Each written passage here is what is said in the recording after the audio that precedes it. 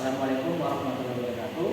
Perkenalkan, nama saya Febri Rizky Kurniawan dengan NIM 231B186. Di sini saya akan menjelaskan tentang konseling krisis.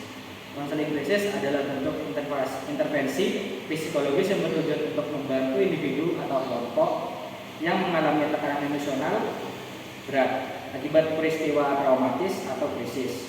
Krisis bisa berupa kejadian mendadak yang mengganggu kestabilan hidup seperti bencana alam, kehilangan orang tercinta, kekerasan atau kecelakaan, dan tekanan psikologis akut. Ciri-ciri konseling krisis: 1. Jangka pendek, fokus pada penyelesaian masalah, bukan terapi jangka panjang. 2. Durasi solusi, membantu kalian menemukan cara mengatasi krisis dengan cepat. Suportif, memberikan dukungan emosional dan praktis untuk memulihkan kestabilan. 4. Intervensi cepat, dilakukan segera setelah krisis terjadi untuk mencegah dampak psikologis yang lebih parah.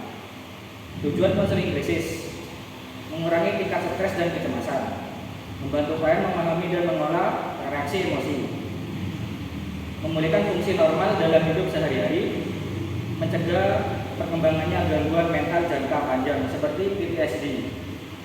Contoh situasi yang membutuhkan konseling krisis: bencana alam, kematian mendadak atau kehilangan, kekerasan fisik atau emosional, perceraian atau konflik keluarga berat, percobaan bunuh diri atau depresi akut. Konseling krisis dilakukan oleh psikologi atau konselor, kerja sosial, tenaga medis terlatih baik secara individual maupun kelompok. Teknik yang digunakan termasuk pendekatan empatik, aktivis, listening, dan problem solving.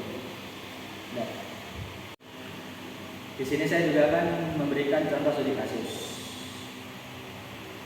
Kliennya bernama Andi. Dia mengalami kecemasan akut setelah kecelakaan mobil.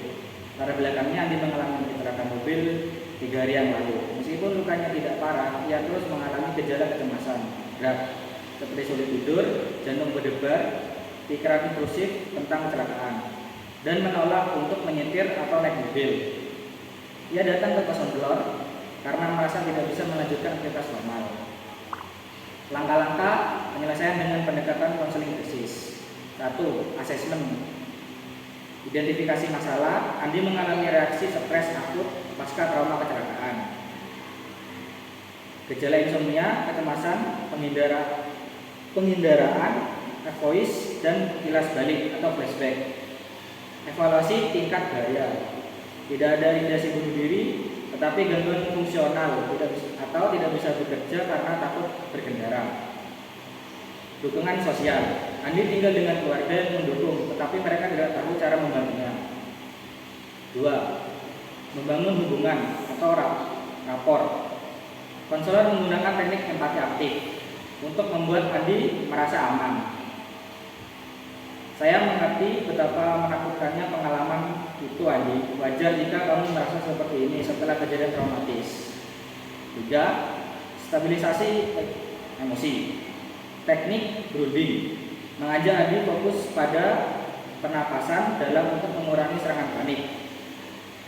Ayo tarik nafas pelan, rasakan kakimu menapak lantai, kamu aman di sini.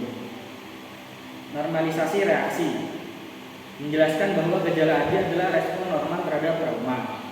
4. Eksplorasi dan pemecahan masalah. Kognitif recruiting.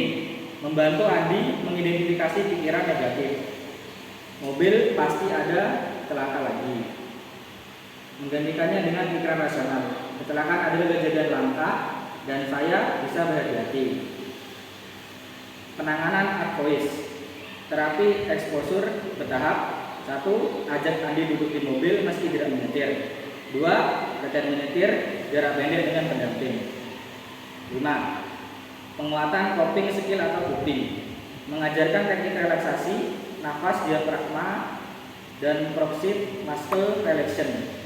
Membuat jadwal tidur untuk mengurangi insomnia. Dukungan sosial melibatkan keluarga untuk mendampingi Andi latihan berkendara. 6. Rencana tindak lanjut atau rujukan jika perlu. Jika gejala menetap, rujuk ke psikolog untuk terapi trauma atau misalnya EMDR. Follow up. Jadwalkan sesi lanjutan dalam 1 minggu untuk memantau progres. Hasil yang diharapkan: Andi mampu mengolah kecemasan dan perlahan kembali berkendara. 2. Gejala stres, trauma atau insomnia, flashback berkurang dalam 4-6 minggu. 3. Klien memiliki strategi coping atau menghadapi bentuk kecemasan. Keterangannya, konseling krisis berfokus pada penanganan segera, stabilitas emosi, dan pemulihan fungsi, bukan menyelesaikan masalah mendalam. Jika trauma berat, klien mungkin perlu terapi yang panjang seperti CBT atau trauma terapi.